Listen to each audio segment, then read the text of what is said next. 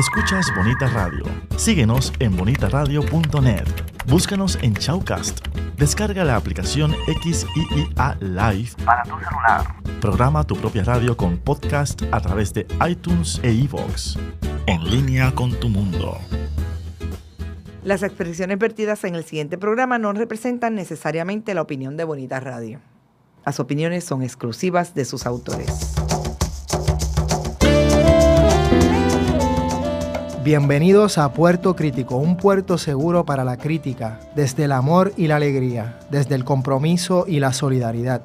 Un espacio de análisis y debate donde la ciudad y el pensamiento crítico son protagonistas. Bienvenidas y bienvenidos a Puerto Crítico. Estamos aquí en Bonita Radio, en Red Global, y en este programa en Puerto Crítico en Red Translocal, ya que les habla Juan Carlos Rivera Ramos, alias Juanqui, de San Juan de Puerto Rico, y Miguel Rodríguez Casellas, esta vez desde Ginebra, Suiza. Un abrazo, Miguel. ¿Me escuchan? Sí. ¿Tú nos escuchas a nosotros? Los escucho muy bien. Devuelvo ese abrazo. Esta vez medio cansadito porque no es la mañana australiana, es la noche suiza la que tengo ahora encima en el cuerpo. Pero muy contento que no estuve la semana pasada, pues de reintegrarme a mis labores. Y claro, te dejo presentar a esa gran amiga y pues compañera de lucha. Soy el licenciado José Ariel Nazario y les invito todos los miércoles a las 10 de la mañana a escuchar el análisis legislativo único, política social. ¿Me escuchan? Aquí estamos. Entonces, hubo una intervención, ya ustedes saben, yo quería decir que nosotros queríamos y estamos empezando este año con toda la fuerza política y con toda la intención del mundo. Y tanto es así que hasta fuerzas exteriores entran y nos intervienen en el programa. Así que nos reímos de estos bloopers, pero seguimos. Así que no hay problema con eso. Bienvenidas y bienvenidos a todos. Este programa, en esa misma línea de entrar con fuerza en este año y promover todo el debate político que es necesario en este año tan crucial para Puerto Rico y en otras partes, en otras latitudes también, un año de lucha electoral, pero más allá de eso, obviamente, en un contexto de crisis de neoliberalismo, crisis de colonialismo, crisis de todos los ismos, crisis de violencia machista, crisis de muchas cosas a la vez, muchas fuerzas, y estamos creando posibilidades políticas para no solamente para hacerle frente a esto, sino para crear nuevos espacios democráticos y de justicia social. Y es por eso que tenemos a nuestra invitada de hoy, la hemos tenido antes con nosotros, porque es una persona que ha estado muy activa por muchos años ya, haciendo lucha política desde diferentes espacios, sobre todo en el espacio del feminismo, de la lucha a favor de los derechos de la mujer, en contra de la violencia machista, en la lucha dentro del Grupo CABE, con todas las diversidades que el Grupo CABE representa dentro de la comunidad LGBT, entre otros grupos que abogan por la igualdad de derechos. Así que también hoy la tenemos no solamente como portavoz del Grupo Matria, como abogada, sino también como candidata en las elecciones con el Partido del Pueblo Trabajador, candidata a representante por acumulación, ¿no? A senadora por acumulación. A senadora, perdón, por acumulación. Así que con nosotros tenemos a Marilis Pagán Jiménez. Bienvenida, Marilis. Un abrazo. Un abrazo a ti, un abrazo a Miguel, y estoy bien contenta de estar aquí con ustedes hoy. Qué bueno, qué bueno. ¿Cómo empezar? Hay muchas cosas. Nosotros, de alguna manera, a veces tratamos de titular el programa. Cosas que vienen a la mente para titular este programa era precisamente la relación, o digamos temas que nos ayudan a organizarnos, a organizar la discusión, la relación entre feminismo y neoliberalismo, por un lado. Uh-huh. Por otro lado, tu candidatura y las posibilidades políticas en Puerto Rico hoy. Y por otro lado, las violencias que seguimos viviendo, sobre todo la violencia contra la mujer, los feminicidios, que no es la única violencia, obviamente, pero es una violencia que sigue gritando de manera muy fuerte en nuestro país, lamentablemente. Todo eso, pues obviamente no es tan fácil de hablar, son temas que pudiéramos estar hablando por un año, pero me gustaría quizás comenzar directo con el tema de esa relación entre neoliberalismo y feminismo. Y me explico, yo creo que tu candidatura, y esto soy yo haciendo una interpretación, digamos, desde afuera, de alguna forma trae esa discusión al centro de la atención. Y es como hoy, para ser feminista, es necesario, yo diría que siempre, obviamente, pero hoy de alguna forma esto se ve, se palpa y es muy claro. Es necesario atar la lucha antineoliberal, la lucha de la injusticia social, pero obviamente la parte material del asunto, con la lucha feminista. Y de alguna manera, tu candidatura en el PPD me parece que recoge esas preocupaciones. ¿Qué te parece esa impresión? Empecemos por ahí y por ahí seguimos, digamos, elaborando en nuestra entrevista contigo. Pues fíjate, no está muy lejos de la realidad. Yo no le había puesto exactamente esas mismas palabras, pero definitivamente cuando una es feminista y entendiendo el feminismo como lo que es, realmente es una lucha de derechos humanos.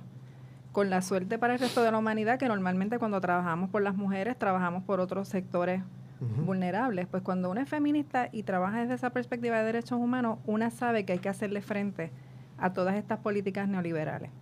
¿Por qué? Porque la equidad es algo que hay que verlo de manera integral. No es una cosa aislada, no es decir, basta con que las mujeres tengan vivienda o basta con que las mujeres dejen de ser asesinadas. No, es que tiene que ver con todo lo que necesita una persona para desarrollarse plenamente como ser humano. Y cuando estamos en una situación como la que tiene Puerto Rico ahora mismo, que no hay acceso a buena educación, que no hay servicios de salud adecuados, ni siquiera de salud mental, con todo lo que eso implica, no hay transportación pública, no hay trabajo. O sea, hay tantas situaciones que hay que resolver y que todas tienen su origen en las malas decisiones económicas y políticas que hemos hecho en el pasado. Una tiene que decir, ok, hay que trabajar desde esa visión de derechos humanos, que habrá quien quiera decir, eso es una socialista, me han dicho hasta comunista en algunos talleres que he dado últimamente, pero yo creo que más allá de las etiquetas que le quieran poner a las cosas, es un asunto de humanidad y de tú querer para los demás seres humanos lo que quisieras para ti como ser humano también. Miguel, ¿algún comentario? Sí, es refrescante. ¿Me escuchan esta vez? Sí, perfecto. Tremendo. Es refrescante tenerte en la papeleta, Amarilis, de verdad, lo tengo que decir así abiertamente, porque pues necesitamos que más personas se expresen desde un conocimiento transversal de estas realidades, y pienso que la manera como tú abordas el feminismo y la lucha feminista tiene pues todos esos matices que uno extraña en la discusión política que se da en Puerto Rico y en la voz de muchos de los candidatos de los partidos tradicionales. Ahora, del mismo modo, por tu trabajo con Matria y demás, que estás acostumbrada, ¿verdad?, a una gestión donde el gobierno, más que un aliado tuyo, es uno de esos entes con quienes tienes que luchar, ya sea por legislaciones que perpetúan la injusticia, decisiones ejecutivas en las distintas ramas de gobierno que atentan contra pues el bienestar de todos, particularmente de la mujer.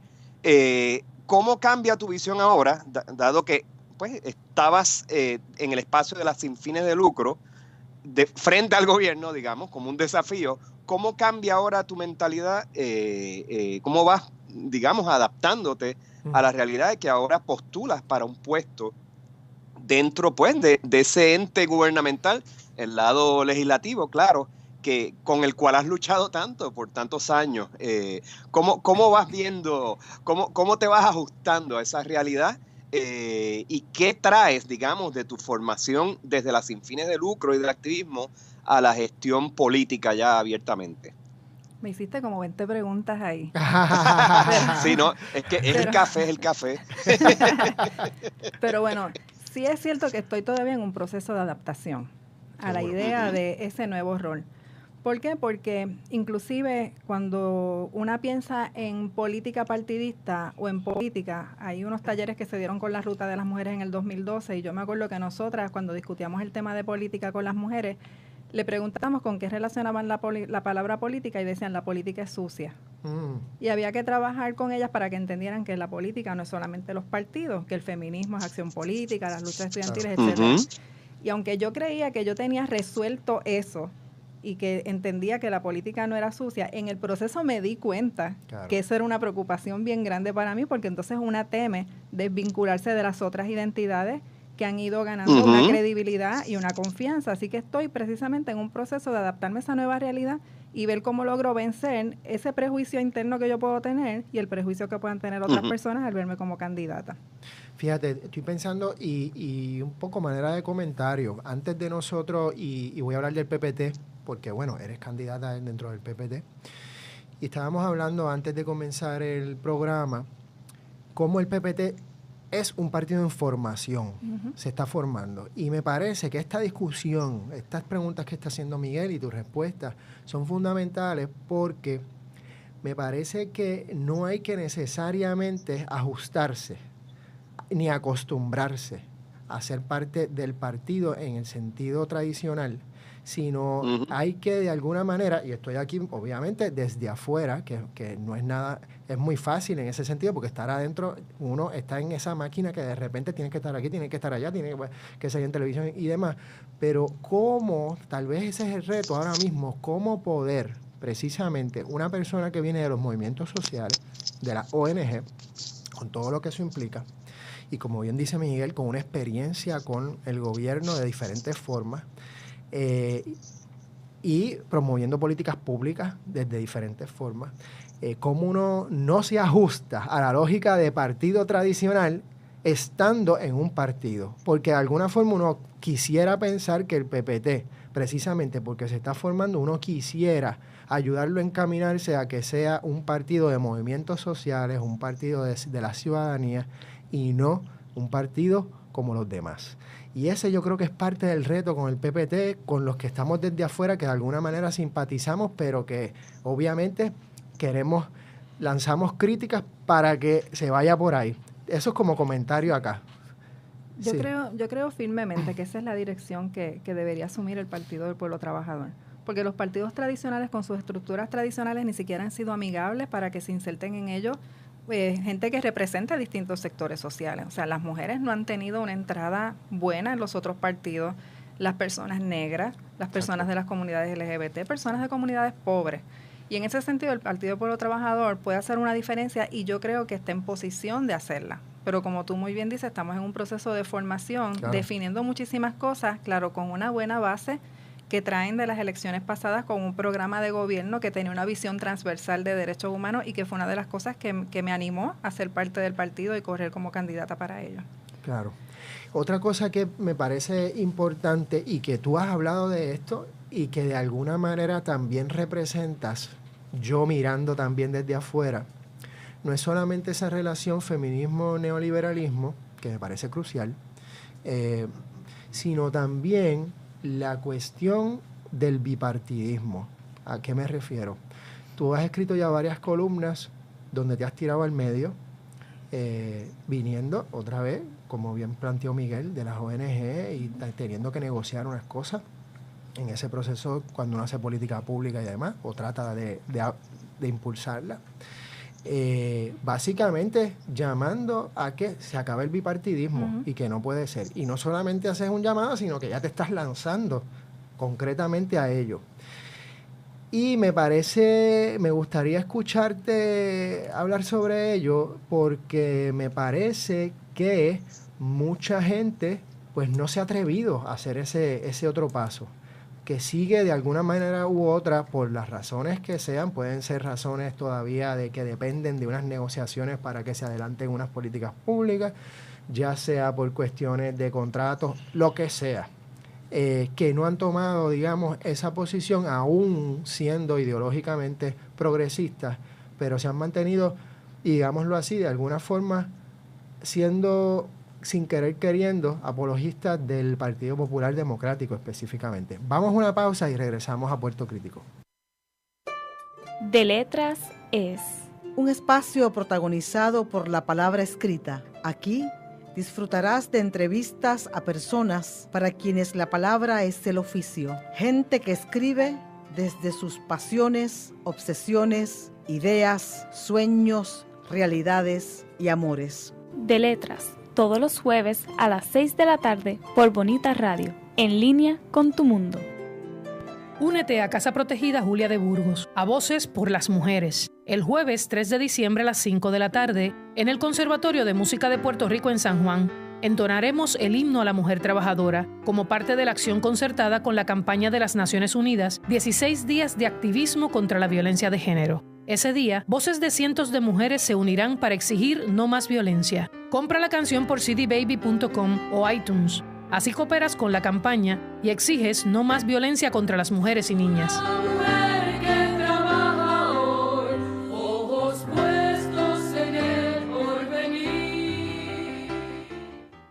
Y regresamos a Puerto Crítico hablando de feminismo y antineoliberalismo, de violencia machista y de candidaturas políticas con Amarilis Pagán Jiménez. Amarilis, hay una pregunta, digamos, en el aire o un comentario en el aire que tal vez sería bueno escucharte comentar. Pues bueno, sobre el tema de el salir del sector de sin fines de lucro, el trabajar el tema del bipartidismo, yo pienso que una de las grandes cosas que me ha regalado Matri a mí en estos últimos 11 años ha sido la oportunidad de vencer los propios miedos o las propias ideas que una podía traer de lo que es una organización sin fines de lucro y su rol en la sociedad. El proceso nos obligó no solamente a mí, al equipo de trabajo completo, porque yo digo que todas estamos alineadas y eso es una suerte. Nos llevó al convencimiento de que cuando una organización se funda para vencer la desigualdad y la injusticia, no puede ceder en su misión a cambio de fondos. Ni puede dejar de decir lo que le toca de decir. Eso tiene su costo y nosotras lo hemos pagado fuertemente en los pasados años, ¿verdad? Nos han excluido de fondos, nos han excluido de distintas actividades e iniciativas gubernamentales. Las han atacado en la radio. Nos han atacado en la radio. Bueno, en verano hubo mediatura en contra mía. Sí, me acuerdo. Supuestamente soy millonaria, imagínate. Pero todo ese proceso y una llegar al convencimiento desde la propia experiencia más que desde la teoría, porque no es lo mismo tú leerlo que tú vivirlo e irte convenciendo, pues llega un momento en que una puede dejar atrás ese tipo de temor y decir, oye, si yo creo que hay que hacer unos cambios, si yo veo que los partidos tradicionales te pueden dar cosas buenas en determinados momentos o cosas que cumplen con unas ciertas expectativas, pero que no resuelven la totalidad del problema, y tú sabes que no la van a resolver por su propia estructura, por su propia ideología, tú dices, pues tendremos que hacerlo nosotras. Y entonces, cuando nosotras comenzamos la Ruta de las Mujeres en el 2012, esa era la intención, incentivar la participación política de las mujeres. En el proceso, ¿qué ocurrió? Bueno, pues nos encontramos con partidos que estaban haciendo acercamientos, el MUS y el PPT en el 2012, a compañeras feministas, y prácticamente todas dijimos que no. Y ahora, de cara a las elecciones del 2016, reconociendo la coyuntura en la que estamos, que es un año de tú romper la estructura tradicional y crear una buena base para el 2020, nos volvimos a plantear la pregunta. Y había compañeras que me decían, oye, pero tú estás aquí agotando a todo el mundo, pero nosotros no vemos que tú te vayas a tirar. y eso me hizo reflexionar. A la misma vez, nosotras en Matria gestionamos en noviembre un conversatorio que se llamaba Más Mujeres, Mejor Política, y estuvieron las compañeras Verónica Rivera Torres, Tati Fernós, y estuve yo, y nosotras hablamos muy poco, cerca de media hora nada más entre las tres, y el resto del conversatorio se abrió al público. Y lo que ocurrió allí fue sumamente esperanzador. Yo diría que hasta poético, porque fue ver de momento mujeres de distintas edades, de distintos espacios, ¿verdad? Venían de juventudes de algunos partidos políticos, de la universidad, de organizaciones, alineadas con la idea de que ya es hora de que nos atrevamos a entrar en la política, implicando que tiene que haber algún partido probablemente. Pueden haber candidaturas independientes, pero sabemos lo que eso implica también. Y manifestar la intención de alinearse con candidatas que hicieran un compromiso con una agenda feminista y de derechos humanos. Y eso es algo que hasta ahora no se había logrado de manera tan expresa. Así que, entre esas cosas, mirar lo que está ocurriendo con el país, ver el potencial del PPT, pues llega un momento en que uno dice, pues, porque más de lo que me han hecho hasta ahora, no se me ocurre qué van a hacer, y una se atreve, porque ya nosotras en CABE en otros momentos también nos habíamos planteado con todo esto de los derechos LGBT, que una se cansa de estar mendigando derechos humanos. Y tú ir a la legislatura y sentarte con representantes que te dicen en blanco y negro, yo sé que ustedes tienen razón en lo que están planteando, pero en mi distrito hay muchas iglesias y yo no puedo votar por ese proyecto.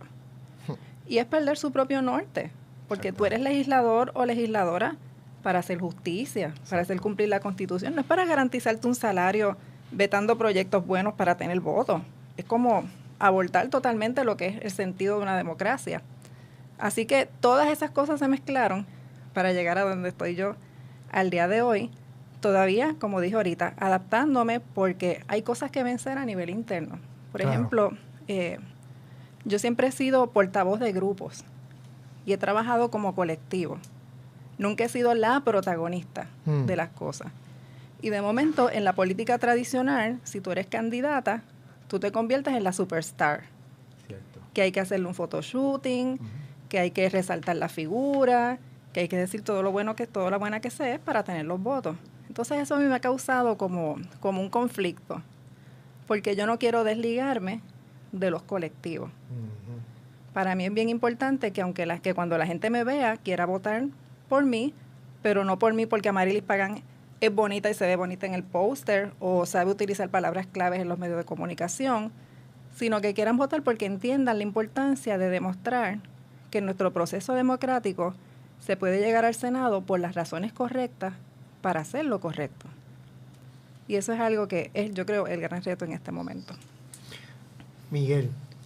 Amarilis, en esa misma línea de ajustes, adaptaciones, los aspectos, digamos, que uno enfatiza de la personalidad, de la presencia, de la proyección, del discurso para pues volverte más atractiva al electorado. ¿Cómo queda, digamos, y déjame ver cómo lo pregunto de una manera pues, inteligente y digna, sobre todo, cómo queda, digamos, porque hablar de feminismo y hablar de derechos humanos, pues, a pesar de todos los retos que todavía se enfrentan en Puerto Rico, algo que se cae de la mata, siguen siendo temas más fáciles de digerir. O sea, es difícil que una persona hoy en la política, por más ultraderechista que sea en Puerto Rico, abiertamente pues cante su machismo, exprese su alianza, digamos, con sectores que oprimen o despotrique contra minorías, ¿verdad? De todo tipo. Eso pues es más difícil de digerir. Sin embargo, o sea, que hablar de feminismo, adelantar derechos humanos, eso son causas que te hacen simpáticas, vamos a ponerlo así. Pero cuando hablamos de la transformación de lo político, más que la adaptación, ahí vienen entonces palabras como queer, queerness, lo queer, queering, o la transformación, digamos, desde lo queer, de las esferas políticas, del discurso y demás, que es un tema y es una manera de hablar y es una retórica mucho más difícil de tragar en un país tan homofóbico, porque el machismo, pues seguro, se ejerce primero contra la mujer, pero se ejerce paralelamente contra cualquier sector de todas las identidades de género habidas y por haber. Sí. Así que en ese sentido, ¿te ves en tu discurso incorporar aspectos del repertorio de lo queer, de identidades de género, que también es parte de los grupos que has representado y que sigues representando? O sea, ¿cómo harías esos temas y esa retórica, digamos, y esos discursos accesibles a un votante que, pues, como hemos visto, es conservador, se mueve por el miedo, no por la conciencia, y pues, de alguna manera, son temas y son maneras de hablar y son que te harían a lo mejor menos atractiva a ese electorado? ¿Cómo tú lo ves? Pues fíjate, eso es algo que todavía estamos trabajando y elaborando, pero hay algo que es bien importante en esto. Yo, por ejemplo, me identifico abiertamente como parte de las comunidades LGBT y trato de traer el tema a los espacios que voy. ¿Por qué? Porque no quiero tampoco que de momento parezca que una está tratando de esconder una de las identidades para resultar más atractiva. Pasa también con las cuestiones de imagen física, ¿verdad? Habría quien pensaría, pues a lo mejor ahora ella se va a recortar de manera distinta, se va a vestir de manera distinta. Pues eso no va a pasar. Inclusive yo me recorto yo misma, yo me meto una máquina en el pelo y sigo andando. Así que eso son cosas que que para mí son importantes porque también en la medida en que tú actúas de cierta manera vas haciendo una afirmación de identidades y de ideas. Ese otro electorado, yo creo que tenemos que clasificarlo en distintos tipos de electorado, ¿verdad? Está la gente que ya está identificada con el tema de derechos humanos y que inclusive entiende el lenguaje que utilizamos habitualmente, pero hay también un sector del electorado que puede simpatizar con las ideas, pero no necesariamente las va a entender si se las expresamos en el lenguaje habitual, ¿verdad? Hay que traérselo a su cotidianidad, que entiendan lo que representa una violación a sus derechos humanos en arroz y habichuela para que se puedan identificar. Hay otro sector del electorado que yo sé que nunca va a votar por mí. Es lo que en mercadeo es como un cuarto sector al que ni siquiera se pierde el tiempo en hablarle porque se sabe que no se va a mover de su posición, que en este caso vendría siendo muy probablemente el sector fundamentalista religioso y algunas personas que no son de religiones pero tienen ideas similares, ¿verdad? Sin practicar una religión en particular. Yo estoy tratando también de resaltar el tema de la esperanza y de la idea de que sí se pueden hacer cambios y cambios que vamos a ver en nuestras vidas a nivel concreto. Porque también la gente está cansada de que se le prometan cosas abstractas. Y yo creo que cuando una ha estado en el servicio directo y ve cómo los servicios, los espacios, la manera en que nos acercamos a las personas cambian sus vidas, eso te da unas herramientas a la hora de tú hablarle a ese electorado. Porque yo hablo todos los días en Matria con mujeres que viven en la pobreza, con mujeres que han sobrevivido la violencia, con mujeres que algunas tienen un nivel educativo universitario, pero otras están aprendiendo a leer. Así que eso te obliga a aprender a dirigirte a distintas personas de distintas maneras y siempre algo que a lo mejor en política no se suele usar mucho, ¿verdad? Pero siempre con amor, porque es que yo creo que también a la política en este país hay que añadirle el componente del amor, pero del amor sincero, no de ese que tratan de utilizar algunos políticos para manipularnos emocionalmente, sino el amor que se trasluce también desde las acciones cotidianas. Así que es un reto poder llegar a distintos sectores sabiendo que hay que dirigirse de distintas maneras, pero no lo veo imposible y me parece que es bien importante para que realmente incluyamos a todos y a todas en esta discusión. Pensando en lo que dice Miguel del queerness, pienso en cómo uno podría, o sea, cómo se rompe, digamos, la normatividad en términos de los mensajes publicitarios, de cómo se maneja la campaña, cómo se organizan las imágenes precisamente, cómo uno juega con eso para romper, pues, precisamente estereotipos, romper maneras a las que estamos acostumbrados a ver a los supuestos candidatos políticos. Como tú bien dices, desde el recorte hasta los tatuajes, hasta todo eso es bien importante. Yo creo que eso ayuda a romper también el lenguaje, ¿no? Pensando en Podemos, ¿no? Cómo utilizan el concepto y el término casta para referirse a, digamos, las élites en España. Cómo poder movilizar lenguaje que rompa con lo normal, ¿no? Y que suene tal vez raro, pero raro en un sentido que atrae, ¿no? Y yo creo que ahí también la poesía es fundamental, no en el sentido de declamar poesía, sino de usar el lenguaje poético o movilizar. Tú hablas del amor, cómo también eso se va expresando de una forma que no deje de decir las cosas sin miedo, como son. Porque si hay que decirle hipócrita o explotador o lo que sea, pero a la misma vez hablarle a la gente con una ternura que atraiga. Y con otras imágenes, porque algo que llama la atención también, el PPD tiene una candidata musulmana, si no me equivoco. Sí. O sea, hay una cantidad, me parece a mí, de participantes que están siendo candidatos que se pudieran movilizar todas esas imágenes y toda esa diversidad de una forma bien poderosa, que llega a ser queer en el sentido de que es raro y rompe con lo que estamos acostumbrados, que son todas estas personas encajonadas en sus corbatas y en su mismo discurso, que hablan casi de la misma forma sin decir nada, versus todos estos otros lenguajes, tanto de la imagen, del cuerpo, como del discurso, que realmente pueden romper y pueden atraer más gente de lo que uno cree. Con eso vamos a una pausa y regresamos a Puerto Crítico.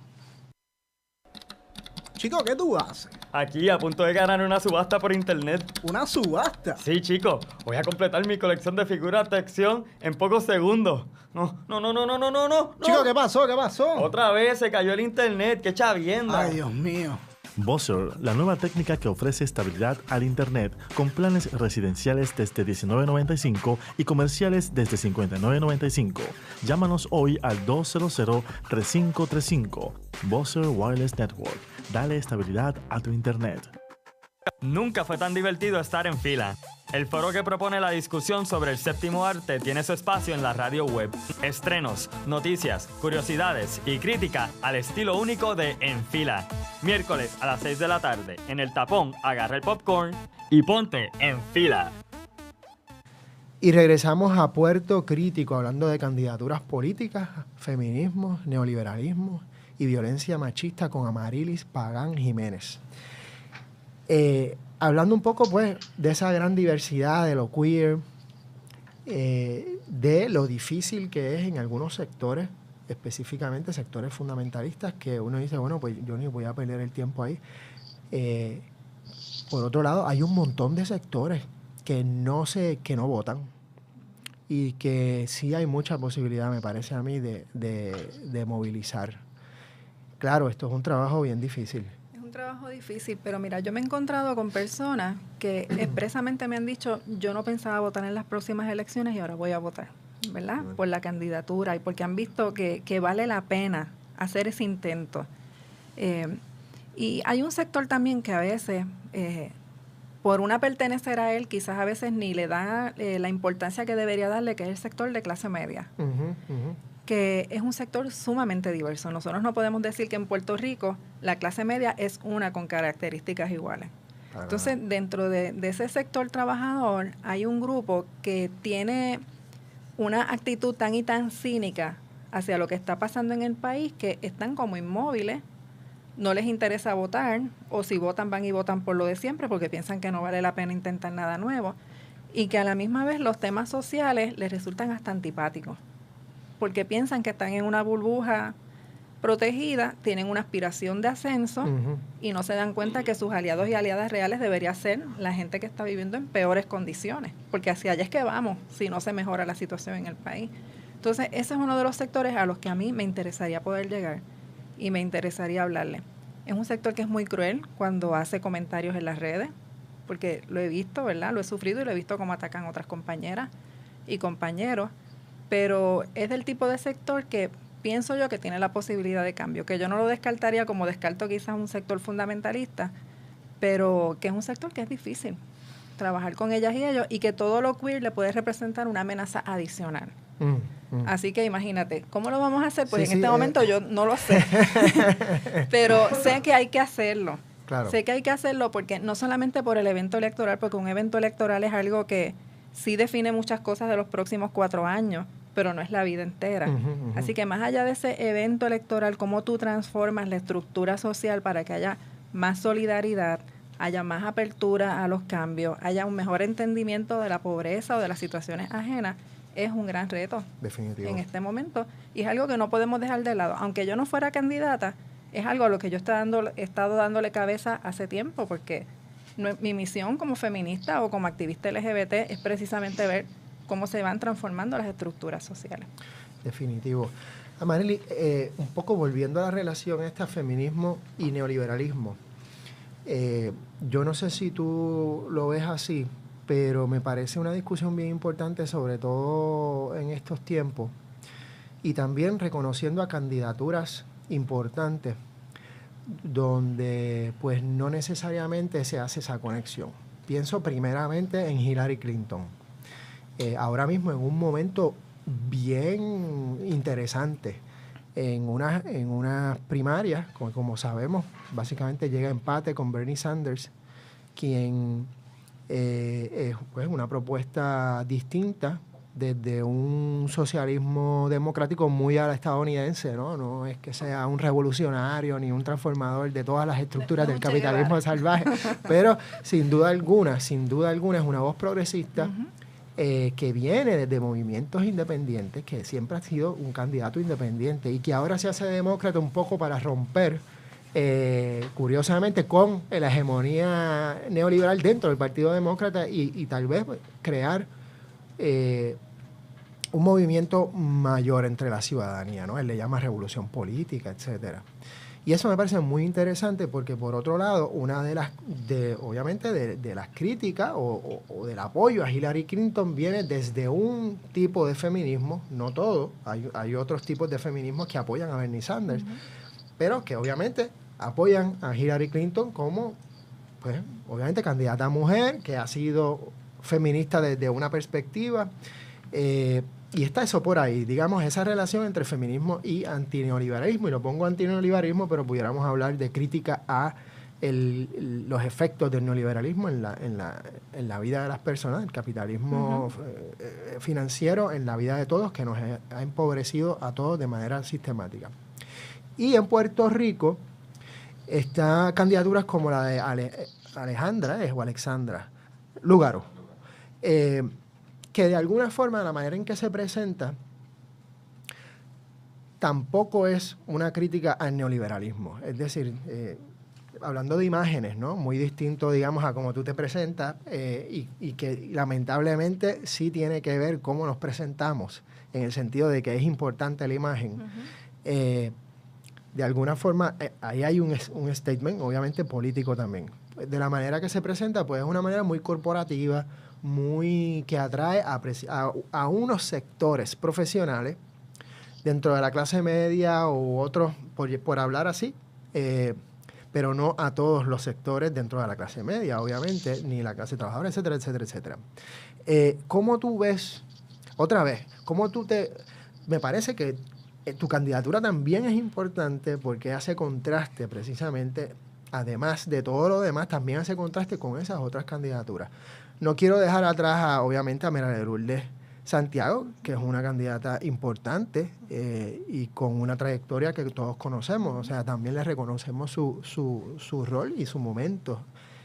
Pero creo que candidaturas como la tuya ayudan también a ese debate feminismo y crítica al neoliberalismo. De hecho, yo me acuerdo cuando Sila Calderón estaba corriendo para gobernadora, había gente que me decía, tú vas a votar por ella, ¿verdad? Porque es mujer.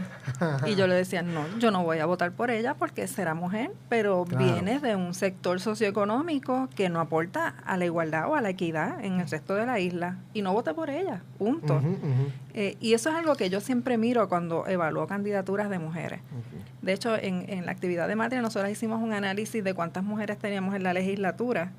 Y aunque ahora no me acuerdo de los números, las compañeras se reían porque yo dije, bueno, y si de este número de mujeres que tenemos en la legislatura quitamos o restamos las que piensan y actúan como hombres, tenemos si acaso una en el Senado y a lo mejor media en la Cámara, ¿verdad? Porque el hecho de que sean mujeres no las convierte inmediatamente en aliadas ni de los derechos humanos ni de las ideas feministas. Claro. En el caso de Hillary Clinton, es el tipo de candidata que yo tampoco apoyaría. Yo evito a veces opinar sobre candidaturas presidenciales porque yo estoy muy clara del estatus colonial de Puerto Rico, yo soy independentista y para mí eso no. Pero mirando desde afuera cómo eso nos puede impactar, yo estoy muy consciente de que Hillary Clinton quizás no es la mejor candidata como para ser la primera mujer presidenta de Estados Unidos. Miguel. Sí, Amarilis, sé que tu trabajo obviamente con Matria incluye el que tengas que relacionarte con distintos grupos de mujeres o de distintos niveles socioeconómicos, trasfondos culturales y demás. Y pues ya me imagino que tienes tus historias de éxito extraordinarias, también historias pues de situaciones retantes, comunicándote con cada uno de esos sectores, con cada individuo en distintas situaciones, crisis, espacios de proselitismo o demás. Ahora, pienso que también mucho de ese trabajo que has hecho en Matria te tiene también dialogando con hombres, ¿no? Y enfrentando unas resistencias culturales y demás. ¿Cómo tú ves, digamos, que ese ejercicio, ese playground, ¿verdad?, de la experiencia de Matria, ¿cómo tú ves que a ti te capacite eso para comunicarte, digamos, ahora como candidata ¿Y cómo visualizarías tú tu mensaje para el electorado, digamos, macharrán, dificilón, que no necesariamente está receptivo a que una mujer le hable de sus privilegios y de cómo eso es un aspecto cultural que tiene que ser enfrentado y destruido, por así decirlo? ¿Cuáles serían las herramientas que tú traerías al diálogo, digamos, con ese electorado difícil? No hablo del fundamentalismo, esos los dejamos a un lado, hablo de los macharranes de distintos niveles socioeconómicos y trasfondos que hay en Puerto Rico. Y tendencias políticas. Sí. Nosotras tuvimos hace poco una charla que se llamaba de feminazis y micromachismo. Ah, es cierto. Y al final una de las conclusiones fue que las feminazis no existen, ¿verdad? Lo sabemos. Que quizás lo que existen son machinazis. Porque usan las mismas estrategias de los nazis de propaganda, ¿verdad? De repetir mentiras para que parezcan verdades, de fomentar el miedo hacia las feministas, de crear situaciones en las que se considera que las feministas que queremos matar bebés, que queremos destruir la familia, que queremos dominar los hombres. Así que yo creo que el trabajo de estos años, una de las cosas que me ha permitido es precisamente poner en el centro de todo diálogo el respeto. Y el respeto, y en algunos casos, ¿verdad? Digamos la aceptación de las diferencias. Claro, con los macharranes no aplica el asunto de aceptar las diferencias porque, son dañinos, claro, son peligrosos, provocan violencia y nos bloquean en los espacios de progreso. Seguro. Pero con las distintas gradaciones de diferencia, pues uno aprende a bregar porque, mira, no es cierto que una pueda en algún momento eliminar del resto de la humanidad toda la gente que piensa distinto a una. Y tampoco es cierto que alguna vez vamos a lograr dominar el gobierno, dominar la sociedad para que todo asunto de equidad se pueda resolver como una piensa que se debe resolver. Y en ese sentido, yo creo que las participantes de Matria nos han dado una gran lección a nosotras, y fue que cuando nosotras empezamos en Matria, el primer año nos duró un año nada más de los 11. Nosotras pensábamos que nosotras sabíamos lo que esas mujeres necesitaban. Así que el enfoque de los servicios era, pues las recibíamos, se hacía una evaluación de necesidades y le decíamos que era lo que ellas tenían que hacer. Y en el proceso nos dimos cuenta que ellas a lo mejor no iban a pensar nunca como nosotras, que podíamos llegar a negociaciones sobre lo que podía ser bueno o aceptable, pero que en última instancia quien tomaba las decisiones eran ellas, con las consecuencias que eso implicaba para ellas y para nosotras como programa. Y cuando una traslada eso a lo que tiene que ver con los diálogos sobre derechos humanos con sectores que piensan de manera totalmente distinta, uno aprende también a hacer esas distinciones. Hasta qué punto tú puedes argumentar, tú puedes hablar, encontrar lugares comunes en los cuales puedan establecerse consenso, y hasta qué punto tú aprendes a distinguir también en qué momento te tienes que parar de la mesa y decir, aquí no hay más nada que hacer.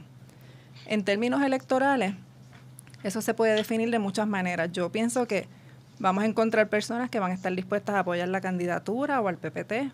Vamos a encontrar personas que a lo mejor condicionen el apoyo. Nos tocará en un momento dado decidir si vamos a aceptar condiciones. Yo normalmente no hago eso.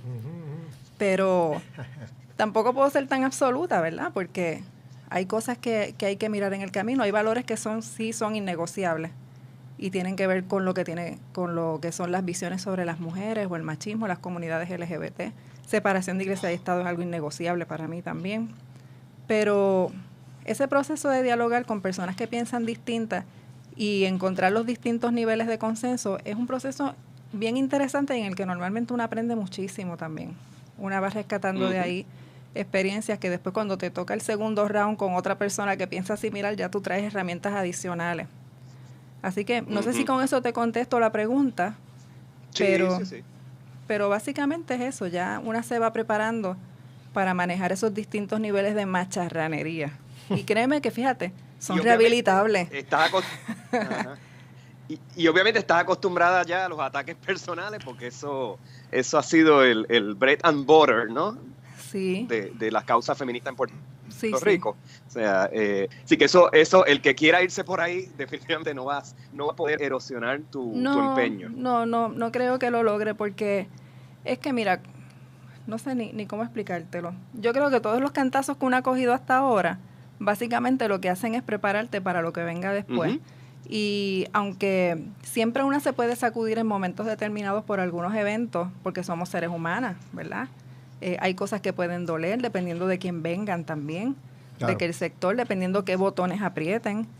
Pero lo bueno de esto también es que una va generando unos círculos de apoyo que son maravillosos. Y que Exacto. sirven de escudo, que sirven de validación y que te permiten inclusive sacar herramientas que tú no sabías que tenías. Con eso damos una pausa y regresamos a Puerto Crítico.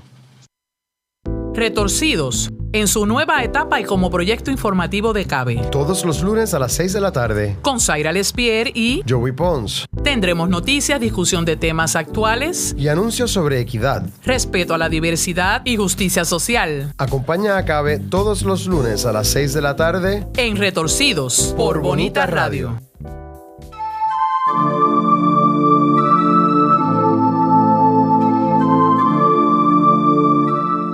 La vía al crecimiento es universal. Gisela López abre un espacio para que puedas tener acceso a los temas de la espiritualidad desde sus distintas manifestaciones. 2 miércoles al mes a las 7 de la noche. Por aquí, por Bonita Radio, en línea con tu mundo.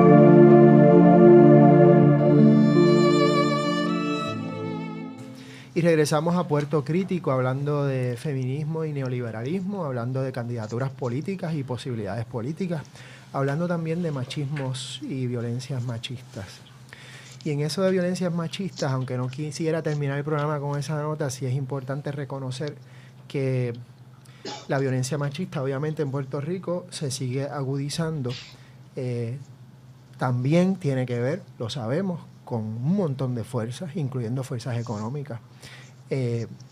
Pero hemos tenido cantazos bien duros en las últimas semanas y otros que a veces nos enteramos que suceden y que no salen en las noticias y demás. Si algo hay que reconocer es que yo a veces pienso hay dos movimientos fuertes en Puerto Rico que han hecho mella por lo menos en lo que son las políticas públicas. Insuficientes, etcétera, pero han logrado algunas cosas, algunas victorias. Una es el movimiento feminista y LGBT, o sea, digamos como fuerzas paralelas o juntas a veces. Y también el movimiento ambientalista, por llamarle así, cubrirlo de manera general. Me parece importante que el PPT específicamente vaya recogiendo, digamos, que no recogiendo, el PPT recogiendo, sino que fuerzas vayan entrando al PPT que vienen de ahí porque pueden traer otras dinámicas, otras perspectivas, ir reconociendo unas diversidades y tal vez hasta estrategias políticas que no se ven en lo tradicional, digamos, desde arriba. ¿Cómo? Y yo sé que esto es una pregunta tal vez bien fuerte, la pregunta de esos 65,000 chavitos en términos de la violencia machista y los feminicidios. ¿Cómo, digamos, manejar esto? O sea, ¿cómo manejarlo tanto en el impacto emocional que uno tiene, pero también en transformarlo en fuerza política para que sea parte de un programa político, digamos, en un partido, en este caso el PPT, o en un movimiento social que está basado mayormente, o digamos, la identidad del PPT es mayormente una identidad antineoliberal, por llamarle así, no necesariamente anticapitalista, pero sí antineoliberal. ¿Cómo uno hace ese reto, digamos? Sí, es que hay tantos niveles distintos a los que hay que trabajar. Claro. En términos de partidos políticos, yo lo he dicho antes, otras compañeras lo han dicho también, siempre tiene que haber una mirada transversal, dirigida hacia la equidad, entendiendo que la equidad es el antídoto realmente contra la violencia. ¿Por qué? Porque la violencia hacia las mujeres se da en el contexto de considerarlas inferiores, de ser ellas vulnerables económicamente, etcétera. Así que hay que trabajarlo a distintos niveles. Un partido tendría que, número uno, ejercer acciones afirmativas a su interior para fomentar que haya relaciones equitativas entre los integrantes del partido, tanto en posiciones de liderazgo como de exposición, como de toma de decisiones. Tendría que trabajarlo también al hacer su programa, dando esa mirada en cada una de las áreas, economía, salud, educación, cómo eso impacta a las mujeres o a las comunidades LGBT y las podría hacer más fuertes o más vulnerables. Y habría que trabajar también fuera de los partidos en términos de sociedad como colectivo. Todavía hace falta un proceso educativo muy amplio. Todavía yo encuentro personas que no saben definir bien lo que es violencia doméstica o hacen expresiones desde el sexismo benévolo. Piensan que están diciendo algo bueno porque tienen buena intención, pero realmente están reafirmando la fragilidad de las mujeres y su vulnerabilidad. Y a nivel gubernamental hay que seguir exigiendo que cumpla su responsabilidad, porque un gobierno no puede decir que trabaja a favor de las mujeres si recorta millones de dólares de servicios sociales esenciales para que las mujeres tengan calidad de vida y puedan superar la violencia. Eso es una de las cosas que yo lo he estado diciendo. Yo puedo colaborar con el gobierno, lo voy a seguir haciendo en las cosas que se puedan adelantar, pero se lo voy a seguir repitiendo también. En un momento como este, que han hecho recortes y están planificando más recortes, yo lo primero que pienso es cómo se van a afectar todas las personas vulnerables en Puerto Rico, no solamente las mujeres. Así que eso les resta muchísimos puntos, ¿verdad?, en términos de evaluación de indicadores de derechos humanos en la isla. Y es un nivel que también es bien importante trabajar y que no podemos simplemente decir, el gobierno no sirve, o lo va a dañar o no lo va a hacer. No, mi postura es, lo tiene que hacer bien. No lo hizo tan bien, bueno, pues hizo algo, pero lo tiene que hacer bien, hay que seguir encima, porque si no, nunca vamos a terminar con esta situación de desigualdad y violencia. Definitivo. Miguel, un minuto. Sí, bueno, ¿cuánto de eso puedes hacer desde una posición de minoría en el Senado? O sea, sabiendo que tienes los dos partidos mayoritarios en control de todo ese aparato, ¿cuál sería tu función entonces como representante minoritaria? Bueno, yo planifico correr mi oficina casi como si fuera una organización sin fines de lucro. Puertas abiertas para grupos. Pero además yo pienso que si se logra ganar ese escaño con una agenda abiertamente de derechos humanos, eso le envía un mensaje a los otros dos partidos y a los otros legisladores y legisladoras. Porque ya no van a tener la excusa de decir, yo no puedo votar a favor de este proyecto o de esta medida porque voy a perder las elecciones por los grupos fundamentalistas, porque eso quedaría totalmente desmitificado. Sería decir, espérate, esa excusa no es porque yo llegué con una agenda de derechos humanos. Así que realmente yo pienso que el efecto puede ser multiplicador en ese sentido. Podría cambiar la perspectiva de legisladores y legisladoras que son tímidos a la hora de expresarse y de votar, y a la misma vez yo esperaría poder crear un espacio de apoderamiento para que comunidades y movimientos sociales tengan acceso a los procesos legislativos.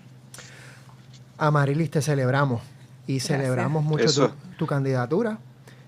Nos parece que abre unas posibilidades bien buenas. Mucha gente se ha entusiasmado con esa candidatura. Yo creo que el PPT se la apuntó ahí también. Y me parece que ese es el reto, ¿no? Cómo seguir ampliando la democracia, profundizando la participación ciudadana desde una perspectiva de justicia social, de derechos humanos, radicalizar la política en todos los sectores y a todos los niveles, denunciando el machismo, denunciando las violencias del capitalismo, denunciando todas las injusticias habidas y por haber y obviamente concentrándonos en todas las posibilidades de construir solidaridades que nos lleven, pues obviamente, a lo que queremos, ¿no? A una democracia radical en el sentido de que sea justa para todas y todos. Y nos parece que tu candidatura trae, es muy refrescante y trae muchas de estas cosas al centro.